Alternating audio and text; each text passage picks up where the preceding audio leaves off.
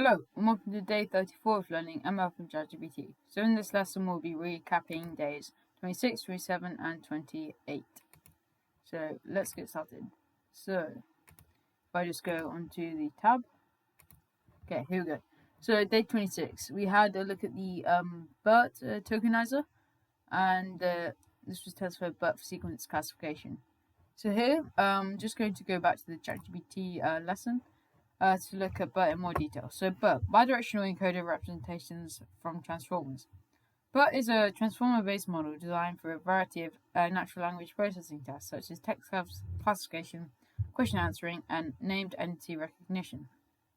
It is pre-trained on massive amounts of text in a bidirectional manner, both left to right and right to left, to better understand the context better.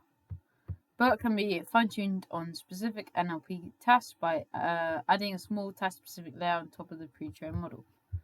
Okay, so if I just go here. Okay, let's have a look at this code line by line. So here we're just importing libraries and tokenizer. This is pre-trained BERT tokenizer, 12-layer base model. Uncasing means it doesn't distinguish between lowercase and uppercase layers. Here, it loads the pre-trained BERT model, sequence classification tasks.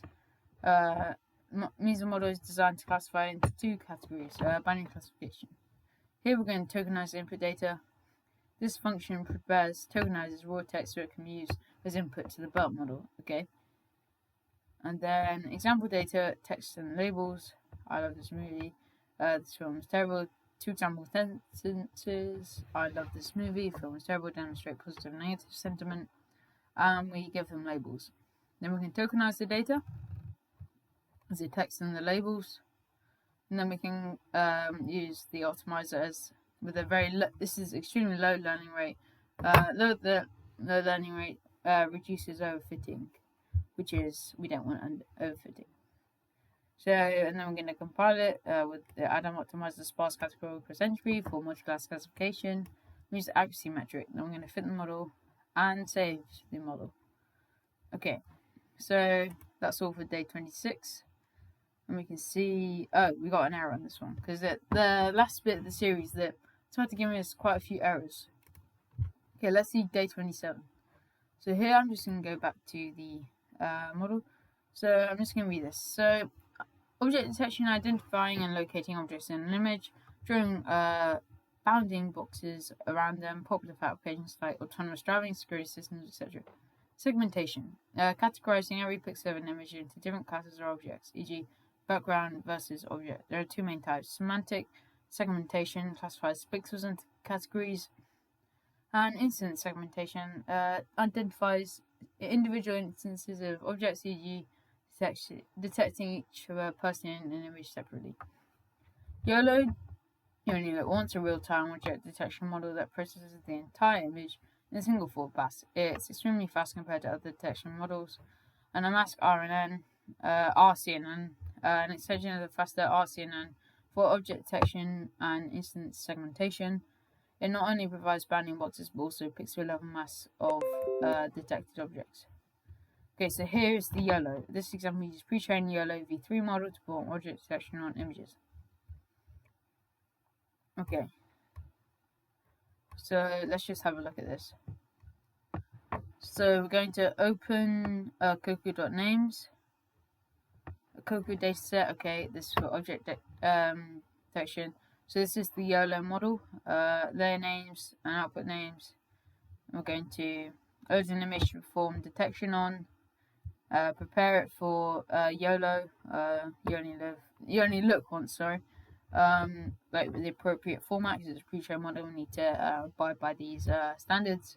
Set the input detections, and we're going to loop over each detection, drawing boxes around the objects.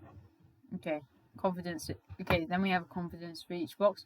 So I'm just going to leave this bit as it's going to be pretty similar for everyone. Indices, applying non-maximum suppression to remove redundant overlapping boxes. So then we're going to draw bounding boxes on the original images. Then we're going to show the image. Okay, let me show one. So let's see if this one has an error or not. Okay, it had an error, but we get the point here. So you only look once, which is very good for especially image detection in videos. Okay, let's have a look at day 28. So, looks like time series forecasting. The process of predicting future rise based on previously observed data points is used in finance, weather prediction, demand forecasting, etc. ARIMA. Auto-regressive integrated moving average, classical statistical model used for forecasting univariate time series data by capturing trends, seasonality, and noise in the data. LSTM. Long short-term memory networks, the type of recurrent neural network designed to handle sequential data and learn long-term dependencies. LSTMs are effective for time series forecasting due to their ability to retain past information over long periods. So yeah, LSTM reduces the amount of iterations that we need to do between it because it's got memory, but it requires more memory. His basic LSTM model. So we're going to read our stock prices. We're going to scale our data range 0 to 1, which is what we need for the models. I'm going to create the data. I'm just going to leave it like that. So train size equals the length of the scale data times 0.8. So 80% train, 20% test.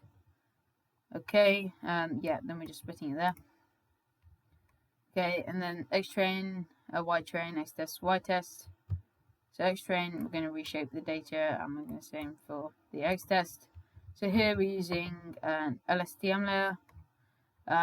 With 50 input neurons, and we're going to turn sequences on the first one, then on the second one. Then we have dense there, 25 neurons, and then finally one output neuron for random classification. As here, yeah, we're just going to create one stock price.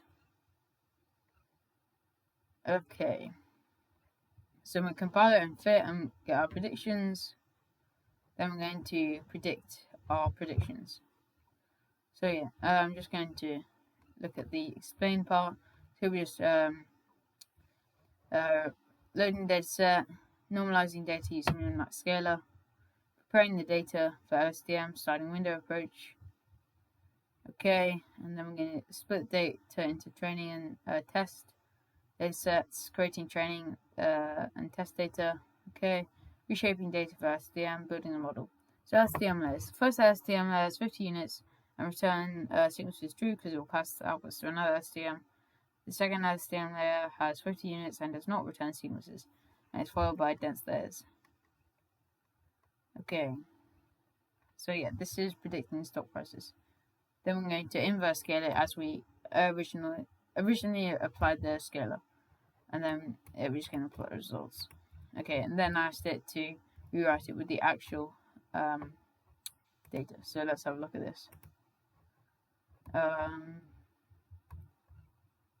Okay, so yeah, we can see how accurate this was. Okay. Yeah, so original and then test prediction. I mean, that's great. Okay. So train prediction, then test prediction. Okay. So yeah, that's all for days 26, 27, 28. So that's the last of the recapping series, and tomorrow we'll move on to creating the image. So I think I want to do some image classification in either like sign language or maybe just simple cats or dogs. Then maybe just create this into an application and stuff. So yeah, thanks for watching, and I'll see you in the next video. Goodbye.